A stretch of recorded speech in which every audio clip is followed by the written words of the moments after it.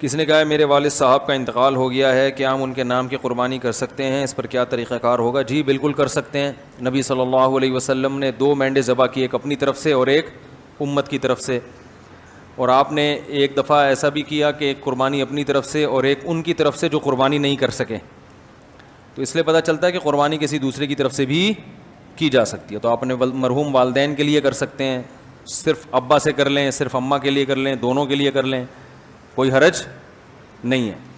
ہاں اب دونوں کے لیے کریں گے تو کیا ثواب تقسیم ہو کے ملے گا دونوں کو؟ یہ ایک سوال ہے بھائی، سمجھ میں آ رہا ہے؟ بھائی ایک بکرا، ایک دمبا یا گائے کا ایک حصہ آپ کے مرحوم والدین دونوں کے لیے کر لیا آپ نے، تو کیا آدھا آدھا دونوں کے لیے ہوگا یا دونوں کو پورا پورا ثواب ملے گا؟ اس میں علماء کی 2 رائے ہیں، کیونکہ اس کے بارے میں قرآن و سنت خاموش ہیں. صحیح ہے نا؟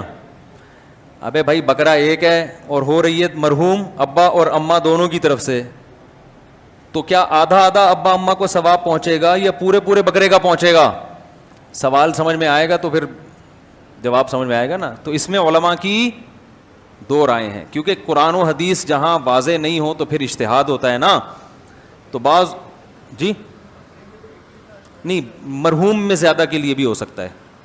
زندہ میں تو ایک کے لیے ہی ہوگا، جو مرحومین ہیں ان میں پوری امت کے لیے جب نبی نے کر لیا تو صحیح نا، تو آپ بھی پوری امت کے لیے بھی کر سکتے ہیں.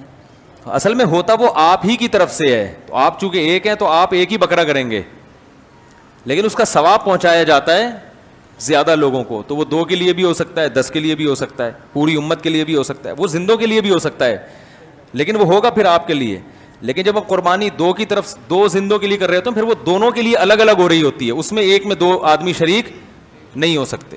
لیکن صرف ثواب پہنچانے کی حد تک جہاں تک بات ہے، تو ثواب پہنچانے میں تو 10 کو پہنچا دیں آپ.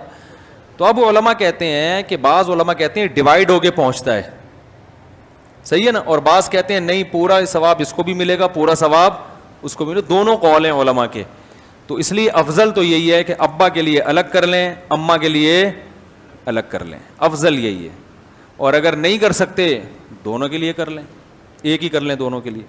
اللہ پہنچانا چاہے گا تو دونوں کو پورے پورے.